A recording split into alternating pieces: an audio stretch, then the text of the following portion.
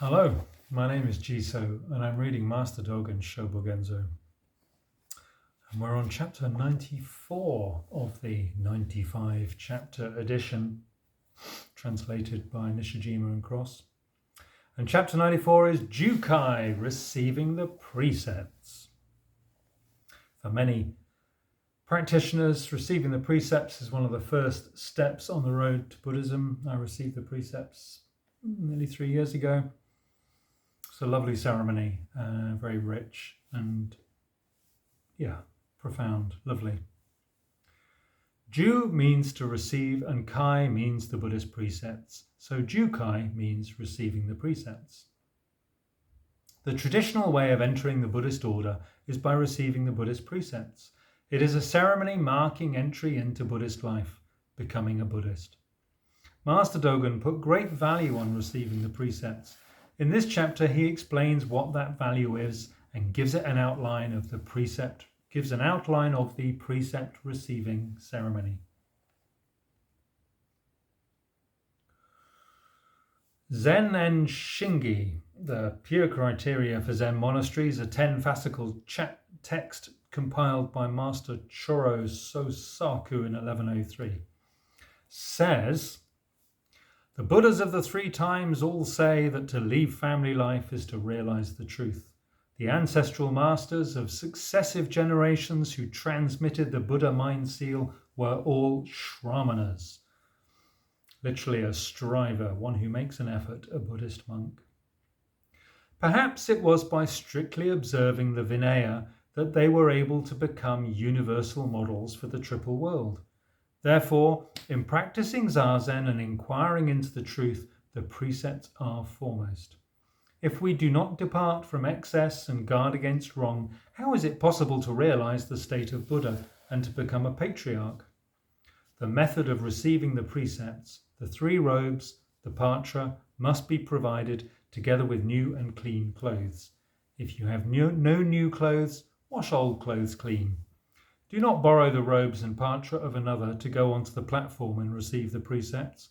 Concentrate wholeheartedly and be careful not to go against circumstances. To assume the form of the Buddha, to come into possession of the Buddha's precepts, to get what the Buddha received and used, these are not small matters. How could they be treated lightly? If we were to borrow the robes and patra of another, even if we mounted the platform and received the precepts, we would not get the precepts at all.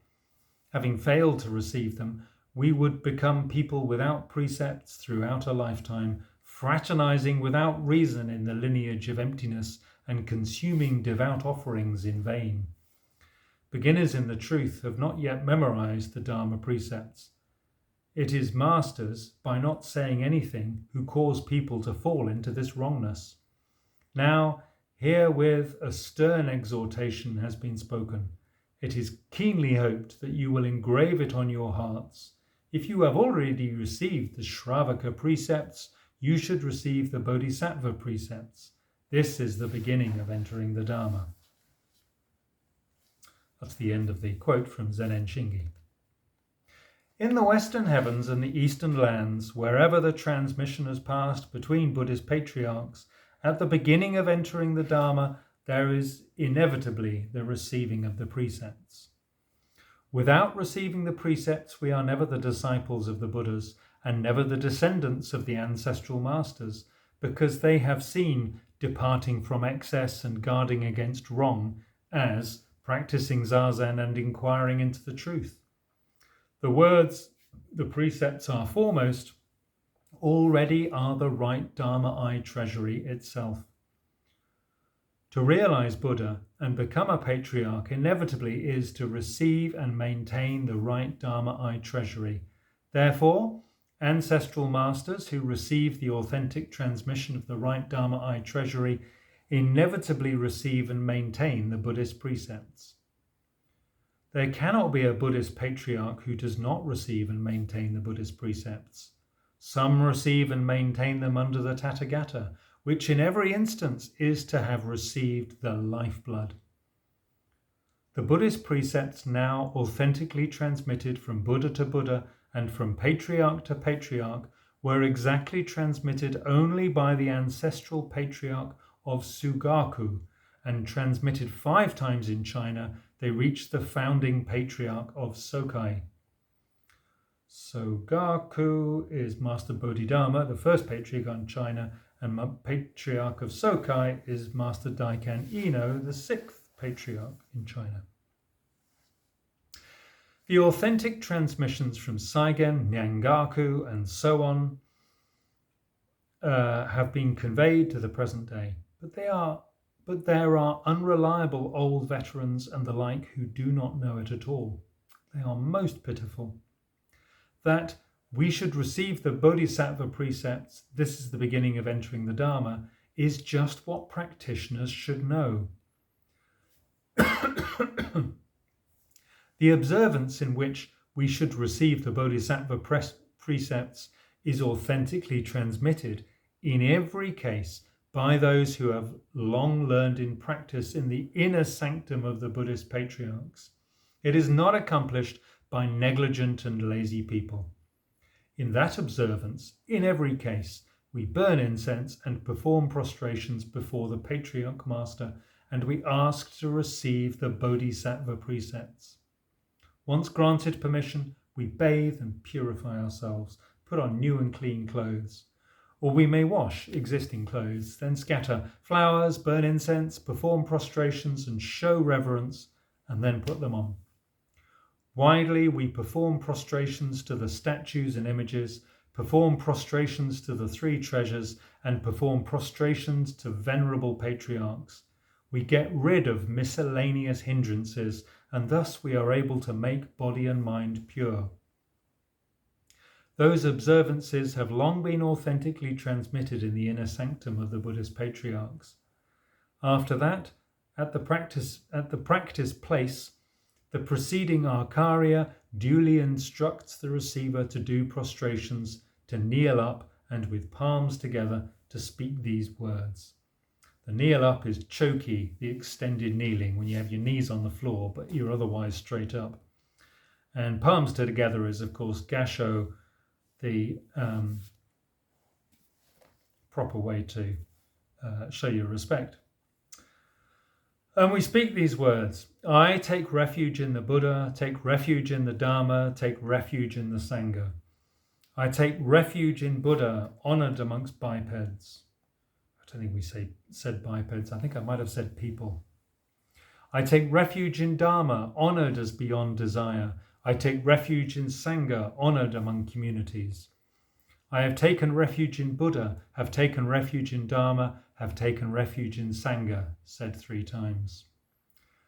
The Tathagata, the ultimate, supreme, right and balanced state of truth, is my great teacher in whom I now take refuge. From this time forward I shall not be devoted to wicked demons and non-Buddhists. It is due to the Tathagata's compassion. It is due to his compassion, repeated 3 times. Good sons, now that you have discarded the false and devoted yourself to the true, the precepts already are surrounding you. You shall receive the 3 summarized pure precepts. 1. The precept of observance of rules. From your present body until attainment of the Buddha's body, can you keep this precept or not? The answer, I can keep it. Or I will, I think is what I said. Asked 3 times, answered 3 times. 2. The precept of observance of the moral law. From your present body until attainment of the Buddha's body, can you keep this precept or not? Answer, I can keep it. Asked 3 times, answered 3 times.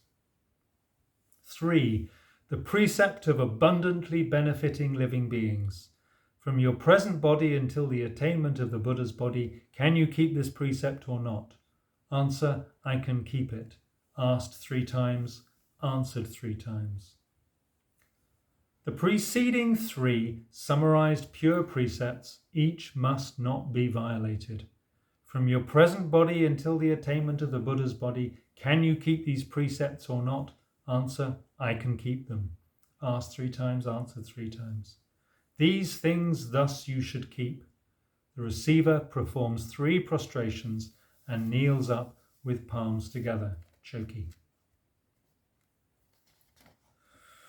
Good sons, you already have received the 3 summarized pure precepts. You shall receive the 10 precepts.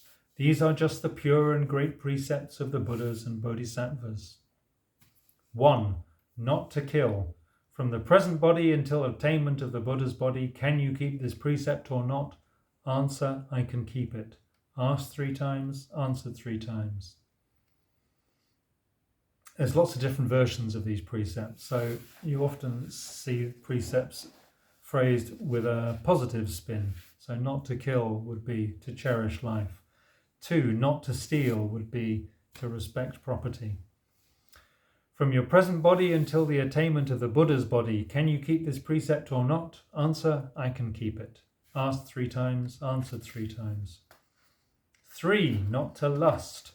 From your present body until attainment of the Buddha's body, can you keep this precept or not? Answer, I can keep it. Asked 3 times, answered 3 times. 4, not to lie.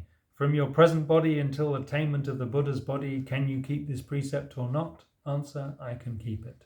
Asked 3 times, answered 3 times. 5, not to sell liquor.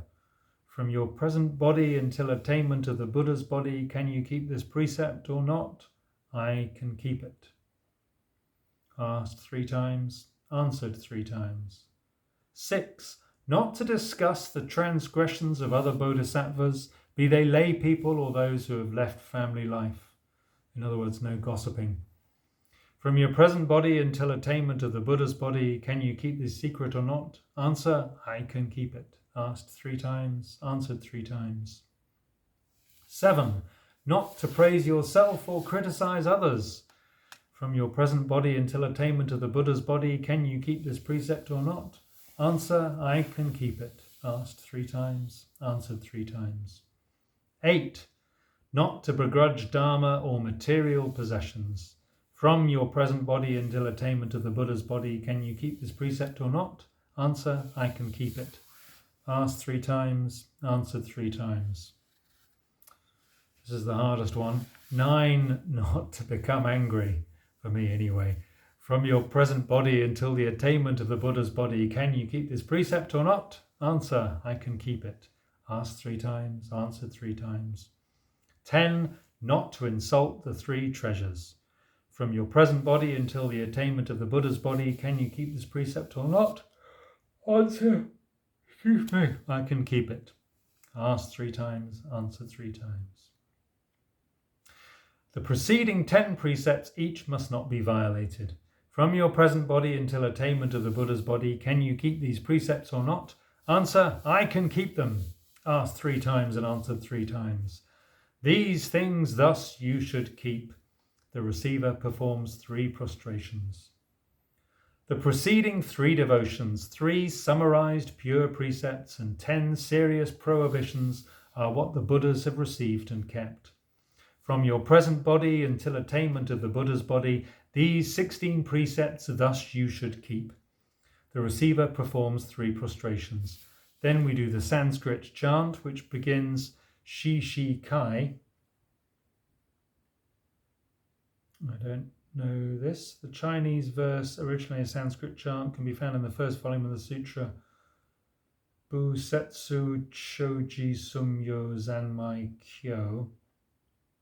To be in the world is to be as space, as a lotus flower not touching water, the mind as pure and beyond the objective world. I strike my head in prostration to the one who is supremely venerable.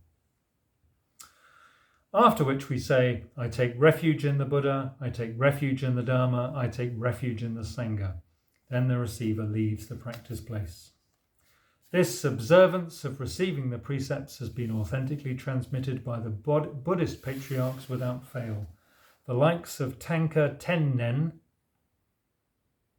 a disciple of Master Sikito Kizen, famous for having burned a wooden Buddha to keep warm, and other unorthodox behavior. And Shramanira Ko of Yakusan, a disciple of Master Yakusan Igen, after leaving Master Yakusan's order, he lived in a hut by a road and taught the travellers who passed by. having similarly received and kept these precepts. There have been ancestral masters who did not receive the bhiksu precepts, but there has never been an ancestral master who failed to receive these bodhisattva precepts authentically transmitted by the Buddhist patriarchs. We receive and keep them without fail. The bhiksu precepts mentions are 250 precepts that evolved in India during the age of Hinayana Buddhism. Shōbōgenzō, Jukai, year not recorded. Thanks for listening, folks. Do take care.